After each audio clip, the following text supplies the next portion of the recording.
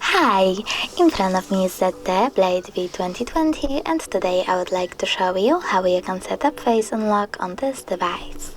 First of all, open settings and scroll down. Now choose security, scroll down again and tap on face verify. Over here, enter your current login method, read the disclaimer and tap accept. Then read the instructions and when you're ready, click create now.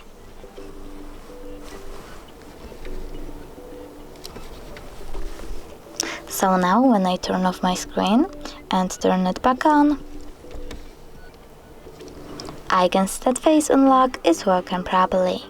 Thanks so much for watching. If you enjoyed this video, don't forget to leave a like, comment and subscribe. Bye!